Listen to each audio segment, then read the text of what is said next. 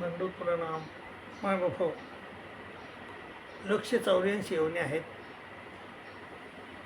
184 योन्यापैकी 83,99,999 योन्या ह्या अज्ञान योनी आहेत. एकच योनी अशी आहे की ती ज्ञान योनी आहे, ती म्हणजे मनुष्य योनी, मानव देह. तर ह्या 184 योन्यापैकी एकच मनुष्य देह असा आहे की त्या मनुष्य देहाला ज्ञान आहे, म्हणजे बुद्धी आहे, वाचा आहे, स्वातंत्र्य आहे. 83,99,999 योन्यांना वाचा नाही, बुद्धी नाही, स्वातंत्र्य नाही. त्यामुळे त्या परमेश्वर प्राप्तीच्या योग्य नाहीत. पण ह्या एकच योनी अशी आहे की ती परमेश्वराला जाणणारी योनी आहे, परमेश्वर प्राप्ती करून घेऊ शकणारी योनी आहे. म्हणून ह्या योनीचं आपलं साध्य काय आहे? आपण ह्या मनुष्य देहामध्ये आलो तर आपलं साध्य काय आहे, तर हे आपण जाणून घ्यायला पाहिजे आणि जाणून घेऊन त्याप्रमाणे आपण कर्म केले पाहिजे. तर मनुष्य देह पुन्हा पुन्हा मिळत नाही. मनुष्य देह हा म्हणजे सांसारिक कर्म करण्यासाठी मिळालेला नाही. आहारभय निद्रामयतून ह्या माणसाच्या गरजा आहेत, परंतु त्या प्राण्याच्या देखील गरजा त्याच आहेत. मग आपल्याला ह्या देहामध्ये येऊन ह्याच गरजा भागविण्याच्या पाठीमागं लागायचं नाही. त्यापेक्षा पुन्हा एक अशी गरज आहे की ती गरज आपल्याला म्हणजे परमेश्वर प्राप्ती करून घ्यायची ही गरज आहे आपली. सगळ्यात महत्त्वाचा जो हेतू आहे आपल्या जे मानव जन्माचा जो हेतू आहे, साध्य आहे, ते म्हणजे परमेश्वर प्राप्ती आहे. म्हणजे आपल्याला परमेश्वरानं ह्या प्रपंचात आणले तर ते फक्त त्याचा आनंद देण्यासाठी आणले. तर तो आनंद कशानं भेटतो? परमेश्वर चिंतनानंच भेटतो. तर तो आनंद प्राप्त करून घेणं हे आपलं कर्तव्य आहे. माझ्या बाबा, तर तो आनंद कसा प्राप्त करून घ्यायचा, परमेश्वराची प्राप्ती कशी करून घ्यायची? तर श्रीकृष्ण महाराजांनं गीतेमध्ये सांगितलं आपल्याला की प्रजहाती यदा कामात, म्हणजे सर्वात पार्थ मनोगता, आपल्या मनातले ज्या कामना येतात त्या सोडून देता आल्या पाहिजे. आपण आपल्या जीवनामध्ये आल्यावर अनेक कामना असतात. कामना करणं हे काही खरं नाही. कामना किती करा तुम्ही, त्या कामनाप्रमाणे तुम्हाला फळ मिळतच नसते. परंतु माणूस कामना केल्याशिवाय राहतच नाही. तर त्या कामना आपण सोडून द्यायला पाहिजे. व्यर्थ कामना आहेत त्या. तर त्या प्रजहाती यदा कामान सर्वात पार्थ मनोगता, मनातल्या सर्व कामना सोडून द्यायच्या आणि आत्मन्यवात्मना तुष्ट, परमेश्वराच्या चिंतनामध्ये घडून राहणे, तरच परमेश्वर आपल्याला भेटू शकतो. आणि मग बाबा, तुम्हाला संसार सोडायची गरज नाही. परमेश्वराचं चिंतन करायला तुम्हाला तुमचं काम सोडायची गरज नाही. तुम्हाला संसार फार प्रिय आहे ना, संसार सोडण्याची गरज नाही. फक्त संसाराची आसक्ती सोडायची, संसार सोडायचा नाही. आणि आसक्ती सोडून इथं कसं राहायचं? पद्मपंत्र विमांबसा. जसं म्हणजे पाण्यात कमळाचं पान सडत नाही, त्याप्रमाणे इथं आपण सडायचं नाही. सडणं म्हणजे अनेक गोष्टी मी तुम्हाला सांगतो. तुम्हाला कोणाचा द्वेष करणं म्हणजे सडणं, कोणची अपेक्षा करणं म्हणजे सडणं. इथं राहून प्रपंचात राहून आपल्याला साधू राहता आला पाहिजे. प्रपंचात राहून आपल्याला संत राहता आला पाहिजे. संत तुकाराम प्रपंचात होते पण संत होते. ते अनेक संत एकनाथ प्रपंचात होते पण संत होते. तसं आपल्याला प्रपंचात राहून संतासारखं वर्तन करता आलं पाहिजे. पद्मपत्र विवांभासा राहता आलं पाहिजे. आणि मग इथं तसं जर केलं तर फक्त एकच करायचं आहे, म्हणजे प्रपंचात राहायचं आहे, प्रपंचाप्रमाणे वागायचं आहे.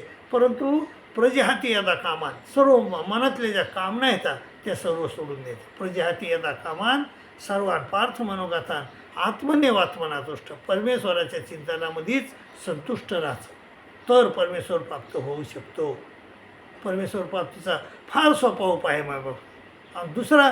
दुसरा उपाय सांगितलं त्यांनी, ते म्हणले यदा सहरते चायम कुर्मोंगानी सर्वशा. ते कासव असतं आहे, कासवाला संकट आलं की ते आपले सगळे हातपाय आपल्या कवचामध्ये ओढून घेते. तर त्याप्रमाणे ज्याला परमेश्वर प्राप्ती पाहिजे त्यानं आपले जे इंद्रिय येतं ते ताब्यात ठेवले पाहिजे. यदा सहरते चायम कुर्मं वा निव सर्वशा. आणि कसे ताब्यात ठेवायचे? त्या कासवाप्रमाणे कुर्मं वा निव सर्वशा इंद्रियार्थेभे तसे प्रज्ञा प्रतिष्ठित. आणि तसं जर करता आलं आपल्याला तर आपल्याला परमेश्वर प्राप्ती काय आपल्या दूर नाही. परमेश्वर प्राप्ती काही दूर नाही.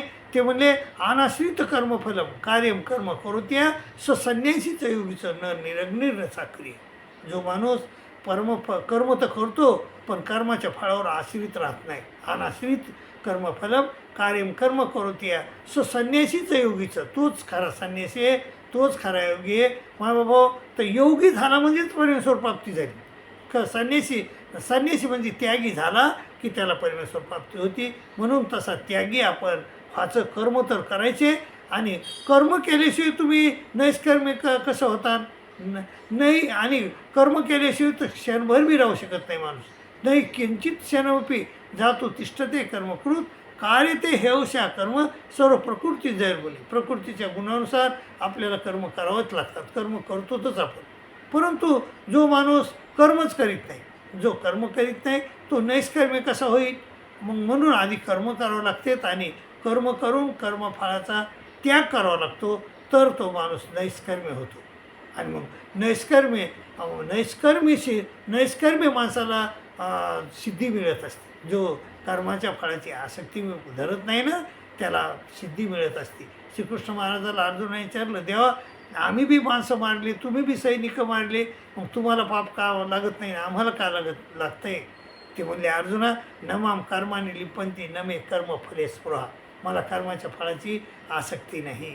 मी कर्म तर करतो पण मला कर्माच्या फळाची आसक्ती नाही. नमाम कर्माने लिंपंती. मला कर्मे लिंपित करू शकत नाहीत कारण मला कोणीही कर्माच्या फळाची आसक्ती नाही. नमाम कर्माने लिंपंती नमे कर्म फले स्पृहा इथे मामे जाणते. आणि असं जाणून ज्यानं कर्म केले तर तो देखील कर्माच्या बंधनात पडत नाही.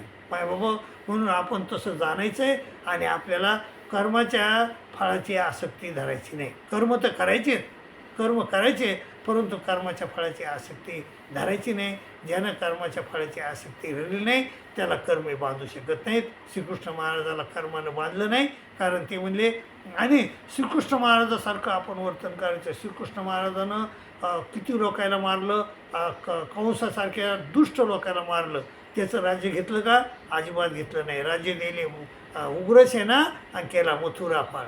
आणि मथुरेचा सांभाळ केला आणि राज्य कोणाला दिलं? उग्रसेनाला दिलं. जरासंधाचं राज्य जिंकलं, जरासंधाला ठार मारलं पण त्याचं राज्य त्याच्या मुलाला दिलं. आणि त्याच्या ताब्यात त्याच्या बंदीमध्ये 100 म्हणजे राज्य लोक होते.